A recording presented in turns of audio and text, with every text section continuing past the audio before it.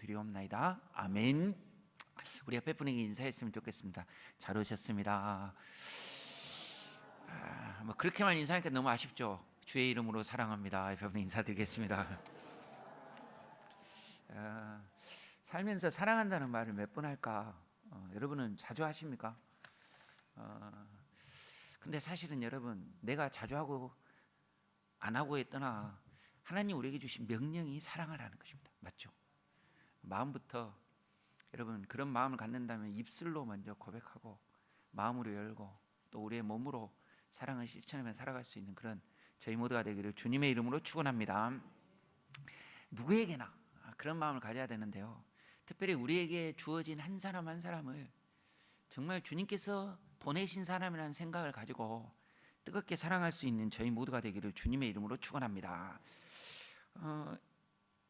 예전에 한번 소개한 것 같은데, 저는 이 글을 읽었을 때 참, 글을 정말 대단히 잘 쓴다 이런 생각과 함께 우리에게 주어진 한 사람이 얼마나 소중한지를 생각하게 하던데요. 앞에 거 보여주십시오. 방문객이라는 글입니다. 김현정 씨가 썼는데, 사람이 온다는 건 실은 어마어마한 일이다. 누군가가 오는 걸 어마어마하다고 표현합니다. 그는 그의 과거와 현재와 그리고 그의 미래와 함께 오기 때문에, 한 인생이 온다는 거죠. 한 사람의 인생이 오기 때문이다. 부서지기 쉬운, 그래서 부서지기도 했을 마음이 오는 것이다. 얼마나 이곳까지 오면서 얼마나 많이 마음 상하고 힘들어하고 고통스러워하면서 여기까지 왔을까. 그 갈피를 아마 바람은 더듬어 볼 수 있을 마음, 내 마음이 그런 마음을 흉내낸다면 필경 환대가 될 것이다. 이 말은 그런 마음을 딱 위로하는 그런 사람이라면 그를 어떻게 환대하지 않고 그렇게 받아들이지 않겠느냐는 것입니다.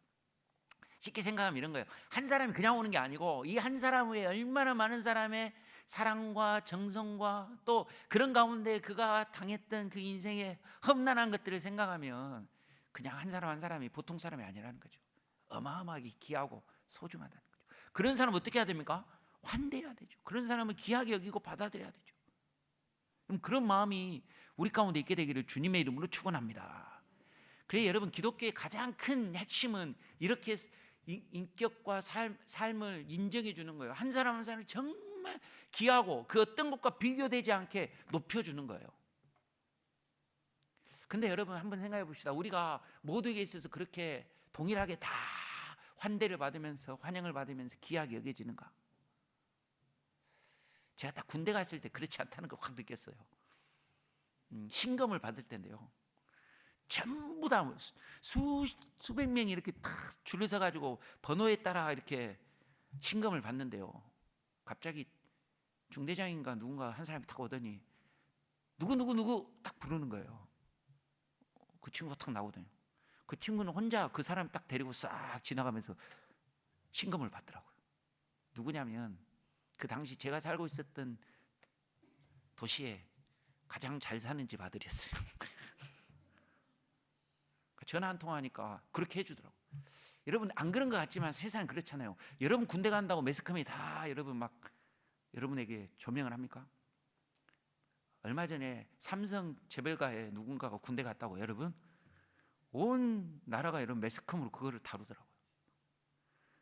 여러분 세상은 그렇게 안 봐요. 모두가 그렇게 소중하고 귀하고 가치 있게 이렇게 봐줘야 되는데, 그 중에 조금 잘난 사람, 배운 사람, 그것보다 사실 가진 사람, 힘 있는 사람, 이런 사람을 대단하게 봐주고 관심을 가져주고, 참 이런 세상을 살면서 여러분 참 비참하다는 느낌 안 듭니까? 근데 저는 그럴 때일수록 행복합니다. 세상은 다 그렇게 보지만 하나님은 우리를 그렇게 보지 않는다는 거예요. 믿습니까? 하나님은 보잘것없는 우리라도요 어마어마하게 모아주실 것입니다. 믿습니까? 믿음이 없는가 본데요. 옆에 분에게 그렇게 인정해 줍시다. 당신은 어마어마한 사람입니다. 성경은 그래서요, 그런 한 사람 한 사람을 정말 귀하게 여기라고 말합니다. 그리고 그런 마음으로 여러분 그런 마음을 갖고 이 시간 우리 성경 말씀을 한 권 봤으면 좋겠는데요. 자, 이제 오늘 읽을 말씀인데요, 로마서 15장 7절 말씀입니다. 로마서 15장 7절 말씀. 자, 같이 한번 읽어보겠습니다. 로마서 15장 7절입니다. 같이 한번 읽어보겠습니다. 시작. 그러므로 그리스도께서 우리를 받아 하나님께 영광을 돌리신 것 같이 너희도 서로 받으라. 여러분, 그리스도께서 우리를 어떻게 했다는 겁니까? 받아주셨다. 받아주셨다. 그러면서 우리로 하여금 어떻게 하는 겁니까? 서로 너희도 받아주라. 서로 귀하게 이렇게 받아라는 것입니다. 이 받다는 말이 매우 의미 있는 말인데요. 프로스 람바노마이, 프로스라는 말이 가까이, 람바노마이는 취하다는 거예요. 가까이 데려오다. 그냥 받아들이는 게 아니라 아주 가까이 데리고 와서 여러분 이끌어 주자는 뜻이에요. 지금 이 바다라는 말이 어디에서부터 사실은 계속 이야기하고 있는 거냐면 14장 한번 볼까요? 14장 12장부터 그런 말씀이 나오는데 12장 한번 봅시다. 12장 말씀 보면 진짜 감동적인 말씀 언어가 있는데요. 한번 읽어봅시다. 시작. 성도들의 쓸 것을 공급하며 손대접하기를 힘쓰라. 여러분, 손대접한다는 말은 무슨 말입니까? 손님이 오면 대접하기를 힘쓰라는 거예요. 사실 제가 요즘 로마서를 보면서 제게 참 새로운 어떤 하나님 주시는 은혜가 있는데 뭐냐면 한 구절을 딱 볼 때 한 구절 한 구절이 너무 좋아요. 요즘 설교할 때 여러분 제가 막 이렇게 여러 구절을 가지고 안 하고 한 구절 가지고 이렇게 여러분 깊이 막 나누잖아요. 여러분들이 어떻게 느끼지만 그냥 한 구절 한 구절 읽어가는 게 너무 아까워요. 그래서 거기에 머물러서요 오랫동안 묵상하는데요. 그런 그런 말씀 가운데 사실 주일날 12장 12절에 했거든요. 맞죠? 12장 12절에 어떤 말씀이었습니까? 우리에게 주신 말씀인데 어떤 말씀이었어요? 예, 우리로 하여금 어떤 상황을 이야기했습니까? 소망 중에 즐거워하고 환난 중에 참으며 기도에 항상 힘쓰며 이어지는 말이 오늘 방금 읽었던 손대집하는 말이거든요. 그러니까 여러분 이 한 구절이 사실 너무 좋아서 이 말씀을 나누지만 그 다음 것도 정말 나누고 싶었는데 뭐냐면 하나님은요 우리에게 주어진 손님도 그냥 보내서는 안 된다는 거예요. 이 말씀을 묵상하니까 성탄이 너무 여러분 가슴 막 찌릿찌릿하게 다가오는 거예요. 하나님은 누구든 손님으로 오면은 거절하지 말라고 하는데요. 여러분 한번 생각해 보세요. 임신한 마리아가 요셉과 함께 베들레헴에 들렸습니다. 이제 막 산딸이 돼가지고요. 여러분 그런 사람에게는 버스 자리도 비켜줘야 되잖아요. 근데 잘 데가 없어서 헤매고 있는데요. 그 마을에서요 아무도 그에게 여러분 요관 집 누울 곳을 허락해 주지 않지 않습니까? 그래서 저희가 본당에 교회 들어올 때마다 그 추리를 보는데 여러분 구유에 누워있는 아이 손은 뜨개질로 만들어가지고 놓은 걸 보는데 여러분 그 예쁘게 뜨개질해서 그렇지만 여러분 누울 곳이 없어서 우리는 주님 앞에 아무것도 사실은 손대접이라고 있는데 그렇잖아요. 이게 얼마나 은혜인가. 우리는 주님을 누구 하나 환영하거나 받아들이거나 기뻐하지 않았는데 그럼에도 불구하고 주님은 우리에게 오셨어요. 근데 그 오신 주님이 어떻게 오늘 말씀에 뭐라고 하냐면 그 주님께서 우리를 받으신 것처럼 우리를 받아서 하나님께 영광을 돌린 것처럼 너희도 서로 받으라고. 이 받다는 말은 그냥 손대접하는 정도가 아니고 어떻게 해라는 겁니까? 그를 영접해서 그를 가까이 이끌어서 그를 어떻게 해요? 그의 필요를 채워주는 그런 자리까지 이끌어 줄 수 있어야 된다는 겁니다. 저는 오늘 이 받다라는 이 단어를 묵상해 보면서요 우리가 우리 자신과요 또 교회 우리 성도들을 어떻게 대하고 있는지를 돌아보면서 우리가 정말 주님께서 명령하신 이 말씀처럼요 주님이 우리를 받으신 것처럼요 우리도 하나님께 영광을 돌리며 서로를 받을 수 있는 서로를 여러분 영접하고 환대할 수 있는 그런 저희 모두가 되기를 주님의 이름으로 축원합니다. 근데 이게 쉽지 않아요 사실은. 근데 왜 그렇게 해야 되느냐? 예수님께서 그렇게 하셨거든요. 다음 보실까요? 주께서 우리에게 뭘 보여주셨냐면 본을 보여주신 것입니다. 자 여러분 여기에 아주 중요한 게 있는데 어떤 아주 중요한 것을 가르칠 때는 그냥 명령만 하지 않았어요. 그걸 해라고 명령하지만 주님은 명령하기 전에 뭘 하냐면 그것을 먼저 본을 보이고 명령을 합니다. 예를 들어서 제자들에게요 높아지지 말고 낮아져서 다른 사람이 섬기라 할 때 그냥 섬기라 이렇게 가르친 게 아니고 예수님이 먼저 수건으로 여러분 허리를 두르시고 발을 씻기시고, 그렇죠, 내가 너에게 본을 보인 것처럼 서로 어떻게 해요? 섬기고 높여달라. 기도 너무 중요한 거 가르칠 때는 그냥 기도해라 이렇게 가르치지 않았어요. 제자들 데리고 가셔가지고 여기에 머물러 하면서 돌이 던질 만한, 눈으로 보일 수 있을 만한 장소에 가가지고 예수님이 진짜 여러분 땀이 피가 되도록 간절히 기도하는 모습을 보여주시면서 와가지고 어떻게 합니까? 너희도 깨어 기도하라 가르쳐요. 본을 보여주시고 가르쳐 주신 일은 진짜 해야 될 정말 중요한 일이라는 것을 말씀하시는데, 오늘 주님이 뭘 하셨다는 거예요? 너희를 받았다는 본을 보이시고 너희도 서로 어떻게 받으라고 했어요. 맞죠? 그만큼 중요하다는 거죠. 그러면 주님이 우리를 받으셨다고 하는데, 그런 받으시는 본을 보이셨다는데, 그럼 우리를 왜 받으셨는가? 우리가 받을 만한 사람인가? 로마서 이렇게 말합니다. 다음 한번 보실까요? 그러므로 주께서 우리를 받아 하나님께 영광을 돌리신 같이 너희도 서로 받으라. 주님이 받으셨다고 말합니다. 주님이 받으셨는데, 그러면 주님이 우리를 어떻게 받으시냐, 어떤 상황에서, 어떤 처지에서, 어떤 신분에서 우리를 받으셨느냐, 다음 보실까요? 로마서 5장 6절. 우리가 아직 뭐였을 때요? 죄인 되었을 때. 우리가 죄인이었는데 그때 우리 주님께서 그리스도께 경건치 않는 자를 위하여 어떻게 하셨다? 죽으셨다. 우리가 또 어떨 때였습니까? 아직 죄인 되었을 때.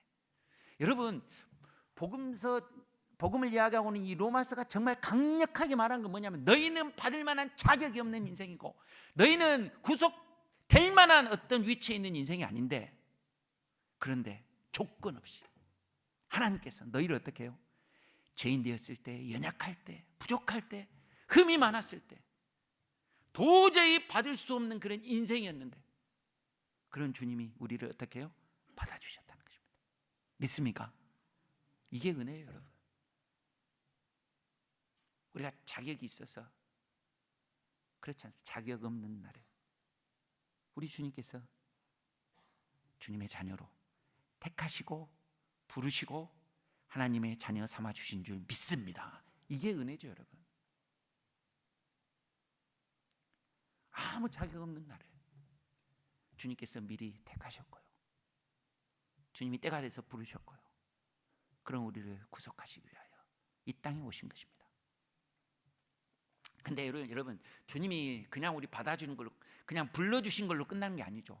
주님이 우리를 받았다는 이 말 속에는요, 우리를 그냥 죄인 되었을 때, 연약할 때 우리를 그냥 이렇게 끌어냈다는 것으로 끝나는 게 아니고, 우리 주님은 그런 우리를 받으셔서요, 우리와 함께 하시는 임마누엘이 되시는 줄 믿습니다.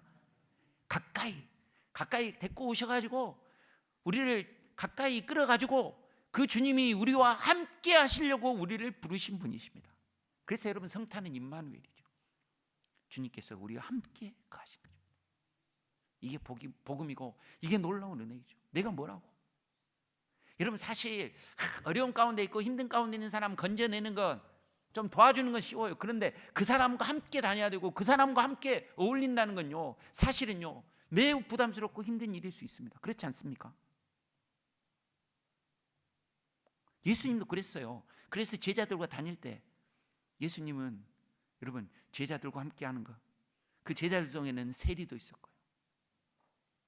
그건 예수는 세리와 함께 한다, 손가락질 당했어요. 그런데 주님은 개의치 않으셨어요. 우리를 가까이 부르셔서 우리와 함께 하시려고. 심지어 여러분, 환난 가운데서도 참으며 이야기할 때 제가 말씀드렸죠. 그 주님은 우리가 어느 때까지 함께 하시냐, 그 고난의 현장 속에서도, 풀무불이 이글거려서 타고 있는 그 현장 속에서도 우리 주님은 그 고난 가운데서도 함께 하시려고 우리를 그곳에서 구원해 주시려고 오셔서 우리를 받아주신 것입니다. 믿습니까? 이게 은혜예요. 주님 우리 받아줬다는 건 그냥 그래 뭐 그냥 용납해 주는 걸 끝나는 게 아니고, 그 무리 속에 들어오셔서 그들과 함께 하시면서 그들을 지키시며 그들을 보호하시는 일을 주님께서 기꺼이 해 주셨다는 것입니다. 이게 은혜죠, 여러분. 그러면서 우리를 뭐라고 부르냐면 내 형제요, 내 가족이다, 이렇게 말씀해 주셨어요. 그러니까 이게 너무 감격스러운, 자격 없는 나를 하나님께서 부르셨는데, 불러주신 것만 해도, 그래서 뒤에서 그냥 모른 척하고 따라가는 것만 해도 감격스러운데, 그런 나를 어떻게 해요? 주님이 형제 자매로 같이 식탁을 나누고 같이 피를 나누는 형제처럼 그렇게 생각해 주셨다. 이게 은혜죠. 왜 그렇게 하셨느냐? 주님은 우리를 받으셨어요. 우리의 모든 허물을, 우리의 모든 연약함을 해결해 주시고 우리를 새롭게 해주시는 분이시기 때문입니다. 믿습니까? 그게 십자가예요, 여러분.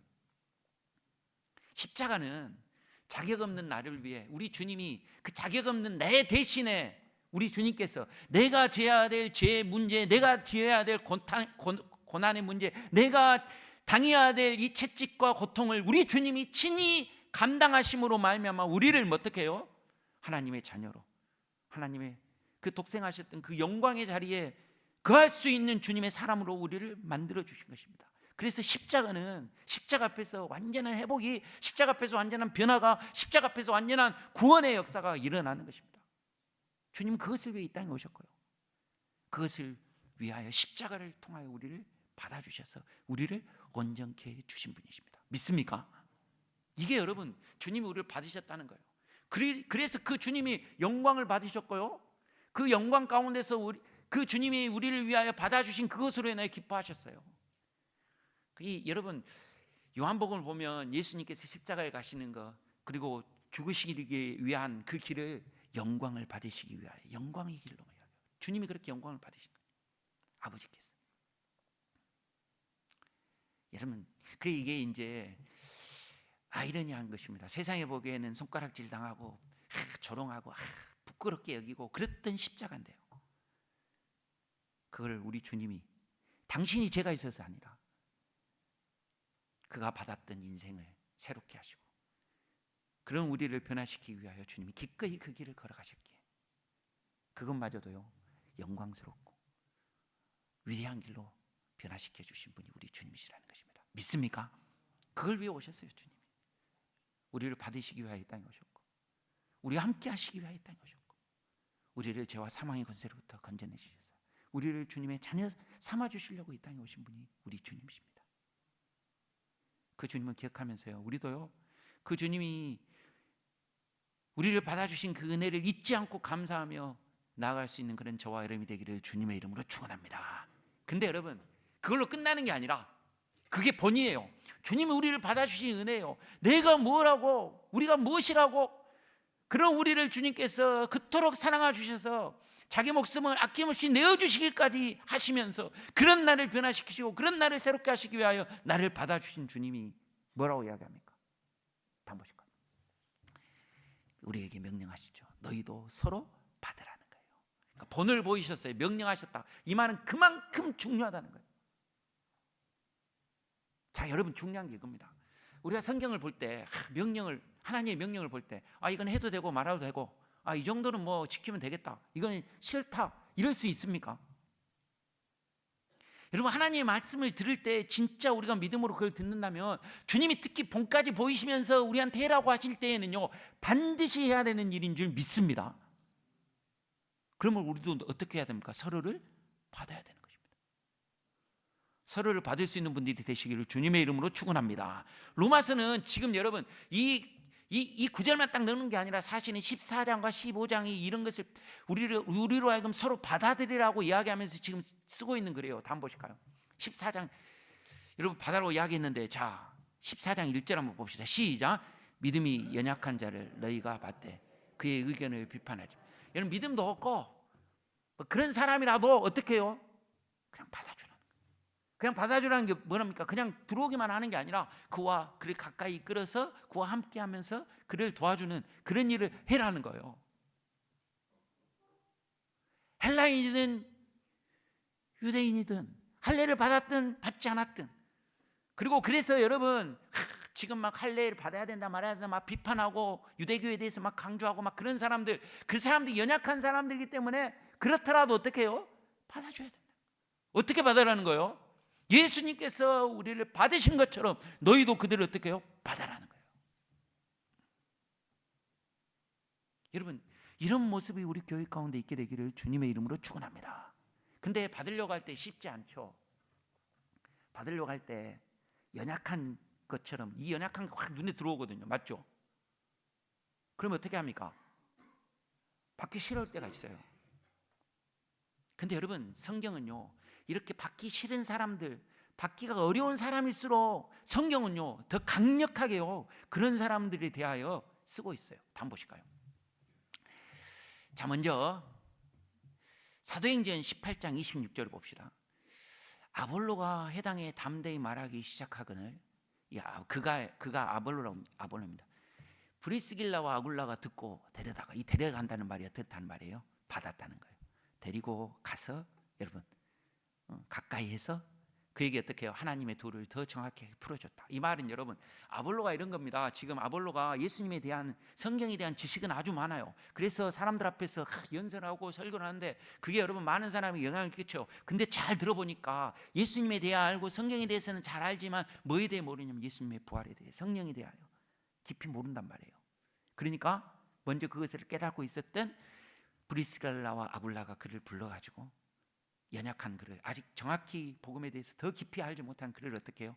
더 가르치고 양육해서 하는 그 일을 어떻게 해요? 받았다라고 표현하고 있는 것입니다. 그러니까 여러분, 교회가 해야 될 일은 그런 거죠. 믿음이 없고 좀 정확히 알지 못하고 부족하고 그래서 여러분 막 아볼로처럼 막 사람들 앞에서 막 내세우고 막 자기 막 뭔가 드러내려고 하고 막 그런 사람일수록 어떻게 해요? 교회가요 잘 받아주고 소용할 수 있어야 된다는 거죠. 근데 그걸로만 끝나는 게 아니고요, 특별히 여러분 누군가를 받으라고 할 때는 진짜 받기 힘든 사람들도 있어요. 한번 보실까요? 골로새서에 보면 누가 언급되어 있냐면요, 마가라는 사람, 나와 함께 갇힌 아리스다고와 바나바의 생질 마가와. 근데 이 마가에 대해서는 딱 가로져가지고 이야기하죠. 뭐라고 합니까? 이 마가에 대하여 너희가 명을 받았음에 그가 이르거든 영접하라. 이 말은 마가도 받아야 된다 하는데 따로 딱 가로를 쳐가지고 어떤 본문이 있고 어떤 본문이 없다는 건데, 저는 이런 가로를 딱 쳐주면 중요하다고 생각합니다. 뭐라고 하냐면 마가는 특별히 내가 명을 받았으니까 꼭 받아야 된다는 거예요. 왜? 받기 힘드니까. 왜 받기 힘들까요? 선교인 가가지고 지 혼자 있잖아요. 힘들다고 그냥 와버렸어요. 못하겠다고 막 열심을 다해서 마음을 같이하여 복음을 전해야 돼. 그때 마가는요, 내가 하기 싫다 하고 그냥 도중에 돌아와 버렸죠. 그래서 여러분, 처음에는 이 바울도 마가를 데려가는 것에 대해서 막 반대하고 그랬어요. 그런데 시간이 지나고 나서 그러더라도 어떻게 해요? 너희가 받아라. 그럼 마가만 그랬느냐? 여러분, 특별히 진짜 나에게 개인적으로 막 힘들게 한 사람들이 있을 수 있거든요. 그렇죠? 그런 사람에게는요, 바울은 특별히 그냥 아예 편지를 따로 써줬어요. 그 편지가 뭐냐면 빌레몬서라는 지. 한번 보실까요? 그러므로 내가 누구냐? 빌레몬이요. 빌레몬, 내가 바울을 동력자로, 바울인 나를, 빌레몬아 너가 나를 동력자로 안다면 그를 영접하기를 내게 하듯 하라. 그가 누구냐면 오네시모라는 사람이에요. 이 오네시모가 어떤 사람? 빌레몬의 종이었어요. 종이었는데 아마 이 친구가 빌레몬의 많은 재산을 가지고 싹 가지고 로마로 도망가 버린 것 같아요. 근데 로마 감옥에서 죄를 지어가지고 감옥에 들어왔는데, 감옥에서 누굴 만나면 바울을 만나요. 거기 회심하여 돌이켜요. 그래서 바울이 이 사역을 위해서 이 빌레몬이 크게 쓰일 수 있을 것 같은데 보니까 아직도 과거의 큰 잘못을 해결하지 못했거든요. 그러니까 이 사람을 다시 누구에 보내는 거예요? 빌레몬에 보내는 거예요. 그리고 이를 영접해라. 실수했던 사람입니다. 내게 상처를 줬던 사람입니다. 어려운 사람입니다. 그런데 그런 사람은 어떻게 하라고요? 받아라는 것입니다. 여러분, 우리는 그렇게 하고 있는가? 이 성탄에 우리 주님께서는 죄 많은 인생을 위하여, 그런 인생인 우리를 받으시기 위하여 이 땅에 우리와 같은 몸으로 찾아와 주셨는데 우리는 그런 마음을 가지고 형제 자매를 대하고 있고 받아주고 있는가? 저는 이런 모습이 우리 가운데 또 나타날 수 있게 되기를 주님의 이름으로 축원합니다. 원수를 사랑하라 하고 축복해라 하지 않습니까? 그를 위해 기도해 주라 하지 않습니까? 그를 받아들이라는 것입니다. 근데 사실 여러분, 이렇게 말하지만 이건 쉽지 않아요. 내게 상처를 준 사람이고 내게 아픔을 준 사람이에요. 그런 사람을 여러분 받아들이기가 얼마나 힘들겠습니까? 제가 부교육자 때 권사님 한 분 계셨는데 그 권사님은 허리가 굽으셨어요. 곱추라고 하죠. 예, 그런 장애를 갖고 계세요.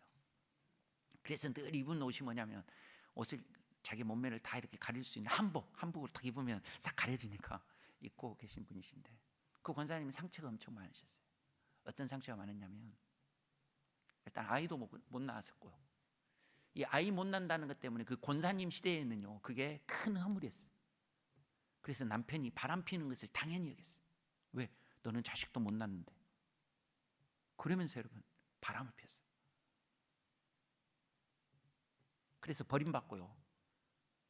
혼자서 여러분 그렇게 살아가면서도 남편을 여러분 바람 핀 곳에서 이제 조금